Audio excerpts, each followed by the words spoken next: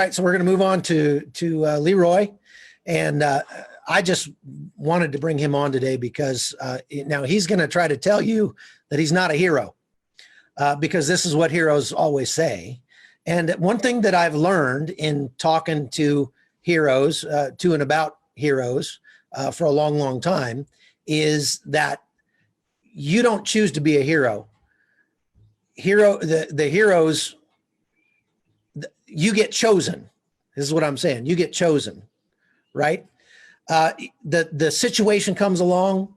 I mean, I can guarantee you, Leroy Petry didn't want to get shot. He didn't want to lose his hand to a hand grenade that night in Afghanistan. He didn't want all that to happen. He didn't choose for that to happen, but it happened to him, and he reacted. He just did the next right thing.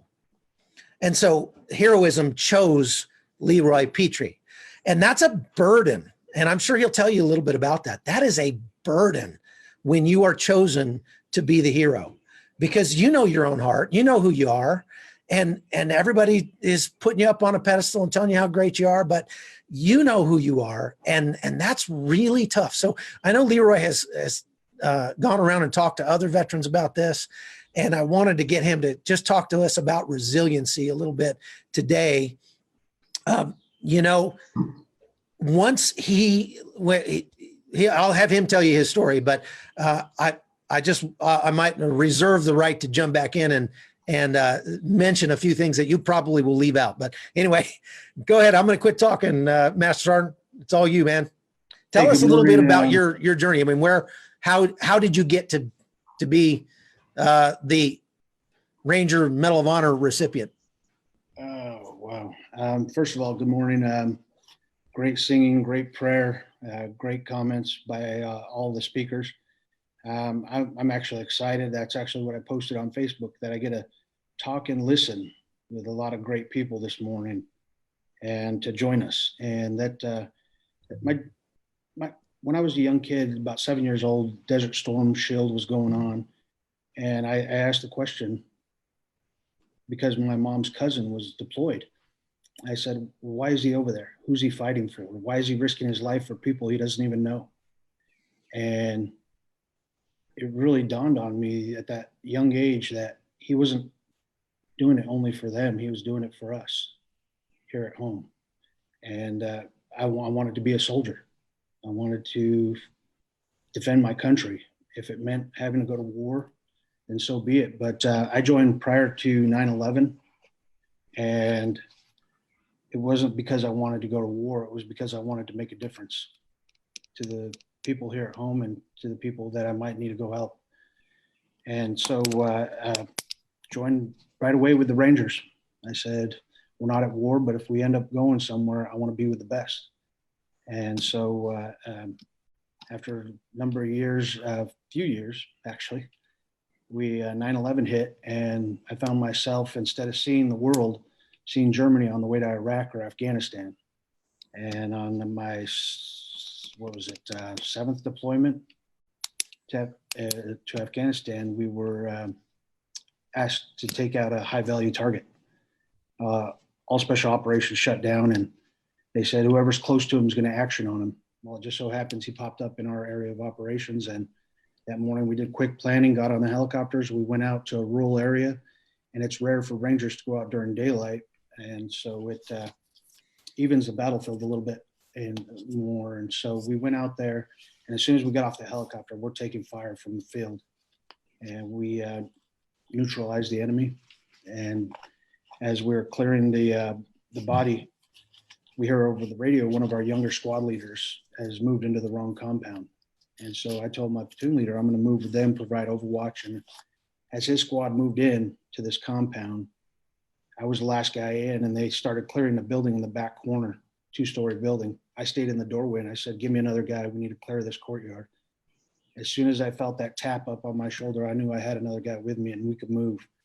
And so we started moving toward a smaller adjacent building inside the compound. And I noticed them out of my peripheral vision. 2 guys to our left, about 10, 15 feet away, just started spraying AK-47s from the hip. Round caught me in the left thigh. I knew I was hit. kind of did the buck like a deer when it gets shot. It kept running. I got behind that small building because I knew get out of the kill zone. And so guy behind me got shot just below his armpit. We didn't know how bad our injuries were, but we were just set on staying alive at that point. And so we got behind the building. They were shooting around us. I was watching one corner. He was watching the other. This building's only about 7 feet wide. And my concern was that they were going to come finish us off while we're injured. So I prepped a grenade, threw it over the building, it went off, kind of bought us a lull and fire. Another guy, Sergeant Higgins, comes running over, and I immediately said, hey, help Robinson, watch that corner. Staying on my radio, letting my command know what's going on, painting them the picture, let them know that we got injured and we're still under heavy contact, watching my corner, watching my guys. And about that time, my legs started to hurt, so I kind of crouched down, and we hear it blast. Well, 2 guys to my right immediately turn around. They're like, what the heck was that? And I said, they're throwing grenades. Keep your heads down. Keep watching your corner. Staying on the radio, watching my corner, watching my guys. Well, on one of my checks, I turn around, and we're not more than a little over arm's length reach away from each other. And there's a pineapple grenade sitting on the ground right behind him that had come over the building, and saw it as a threat, immediately reacted to it, grabbed it, and tossed. As I was tossing it away, as soon as I opened my hand, it exploded.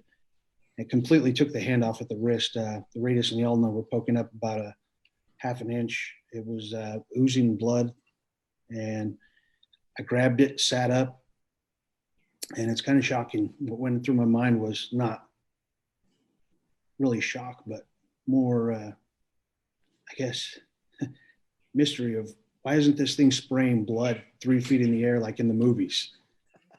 And then reality hit, and I reached up, grabbed my tourniquet, put a tourniquet on my arm, stopped the bleeding, immediately checked on my guys. Both of them had minor shrapnel, and they went out on missions the next day, and both stayed in the military for some time afterwards. Went to college, one contracted, they started families of their own. And needless to say, we got another lull and fire. I was able to grab onto another guy, and we ran out of there. First sergeant tried picking me up, and I said, no, you're not going to take me anywhere till you stop the volume of fire and get these guys that are shooting at us. And he saw that I was coherent and had already done self-aid, and so he left us and said, we'll be back, and he went to flank. Well, when we get to the casualty collection point where they're treating everyone, Doc runs up to me and says, we need to help you. And I said, I'm good. I got a tourniquet, I stopped the bleeding, helped these guys, and there's other folks being treated there, and there's blood everywhere. And he says, we got help for them. We need to look at your legs. And that was the first time I really looked down, and I looked down at my legs, and the bullet had penetrated my upper thigh and out the left thigh. And we believe it was the same round, and in and out the right thigh. Miraculously, a 7.62 bullet, which is not a small round, missed all the arteries and all the bone. And that was my first miracle. I never really had fear of dying at that moment. Strange thoughts went through my head, like, hey, if I get out of here, I'm going to have a hook, which I do have a hook, which is pretty cool because I was a pirate the first Halloween with my son. But it was tough leaving the battlefield that way, and I didn't want to leave. I wanted to stay there, and I wanted to stay on the radio, do whatever I could till my last breath of air to help those guys.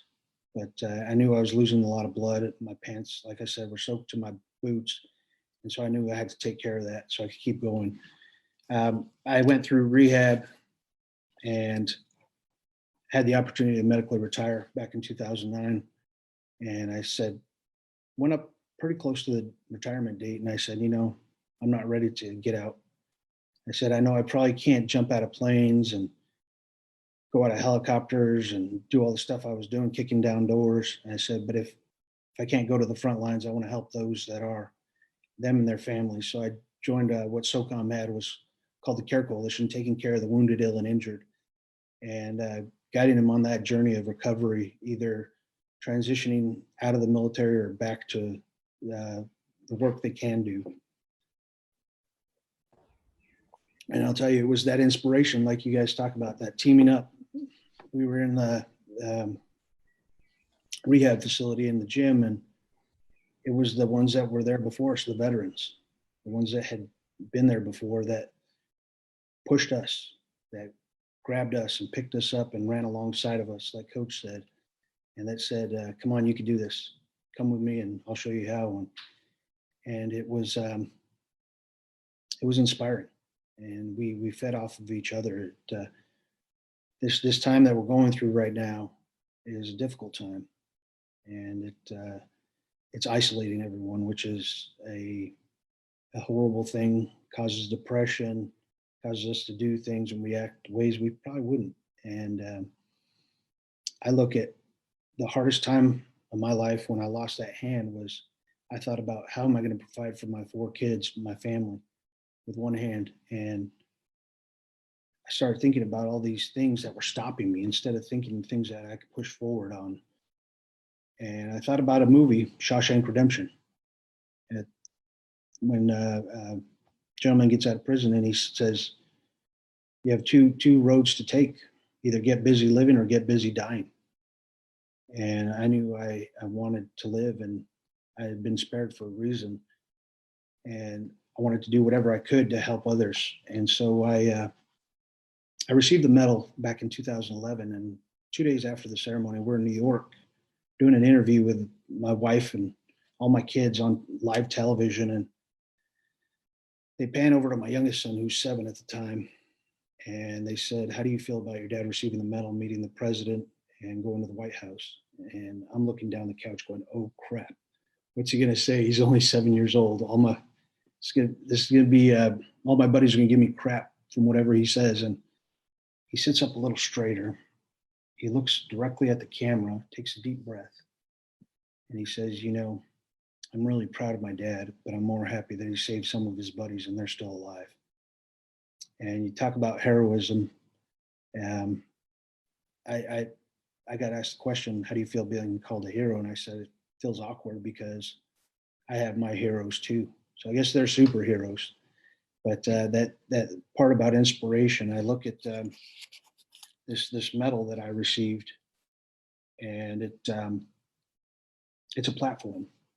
Prior to it being awarded, when it was just a recommendation, I thought about it and I said, if it doesn't go through, I got a life that I'm still living and I love. It's no sweat off my back. But if it does go through, I'm going to use it as a platform to help others. And that's exactly what it's become, is just a platform to help others. And during the ceremony, when the president was talking, he said, "Our heroes are all around us." And what I think he meant by that is that anyone can be a hero to somebody. And it can be as simple as listening to their problems when they're having a hard time. And we just need to look to those that need the help. And folks, when they get down, especially when you're having hard times providing for your family, finding food, as Chuck said at the beginning, they think they're alone. And the truth is, in this life, you're never alone. From the day we're born, we have parents or somebody that cares for us, clothes us, feeds us till we start growing. And then we have teachers, we have leaders, we have peers, and we just have to reach out to them. One of the things that I struggled with, and this was not too long ago, was I struggled with alcohol. I wasn't drinking really when I was on the road, which was about 220 days out of the year for the past 10 years almost, but at home, that's where I would bury it. And I realized something, that I had physical courage when I was in battle, when I was in uniform, but something that I lacked was emotional courage. And I had a great support network out there to help me, friends, family, but I wasn't honest with them. I didn't tell them what I was struggling with. And so when I realized that, there's nothing I can't do without my friends and family and my support network and being honest. And that's a lot what I do now, is trying to help veterans. And one of the things we started called Warrior Call is to contact your veteran buddies, active duty folks that are, now it's everybody that's struggling, and just check on their welfare and get them help if they need it. There's not a day that goes by that I don't wake up every morning, breathe air into my lungs, and open my eyes, and know that I'm blessed with another day on this earth, that I have the ability to impact somebody else and better myself as well. And so I try to do that and live by that motto to help others and help myself to grow. And one of the things that I loved was Ronald Reagan.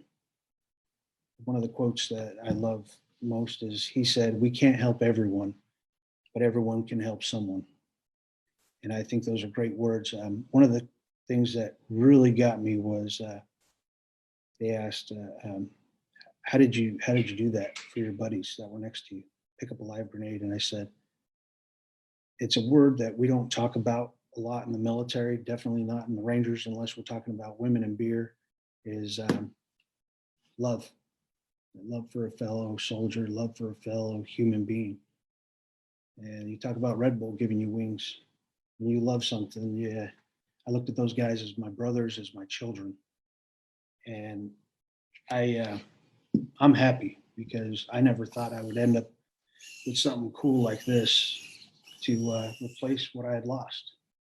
And even if I hadn't, I was fine with it. But I couldn't do that before, so that's a pretty cool thing.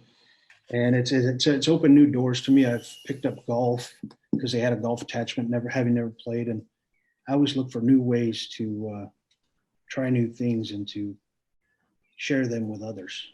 But Chuck, I want to thank you for having me on here with all these guys. I'm honored. It's a great opportunity, and I hope I get to tune in more as these continue to grow. You know, I wanted to mention, I don't think you mentioned that you actually deployed again after losing your hand. And it was one of those, did you get a t-shirt that said you should have killed me when you had the chance or something? Because or you know, Ranger some assembly required or something like that. That'd be a good t-shirt for you. You know, you hit the nail on the head that the best warriors are not motivated by hating what's in front of them. They're motivated by loving what's beside them and what's behind them. And when we do it for love, then we can handle pretty much anything. But I want to ask the first question for you, Leroy, because I know there had to be a time when you were going through your recovery that you got pretty depressed, that, you know, because you have to mourn when something like that happens. Your life took a turn that you weren't planning on it taking, and you had to mourn that. And so when you got depressed about that and felt like everything that I had planned is gone, like my life is just over, what do you tell the guys who are in that position today that you've learned since then? Well, I'll share a quick part of the rehab with you. Is there was a younger guy, and he had just lost his leg above the knee, and we're in the gym, and the physical therapist has him laying on his back on a mat, and she's pushing up on his thigh to try to stretch it out in the back, the hamstring. Mm-hmm. And he's wailing in pain, and he's getting louder and louder, and it hurts, it hurts, it hurts.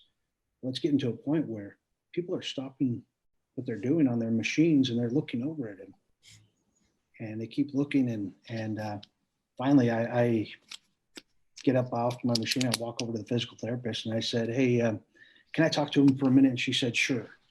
And I said, "Look, man, pain's a part of life. It's going to hurt. The more you are able to do it without the pills, the better, because you're going to want those later on in life when it really gets bad."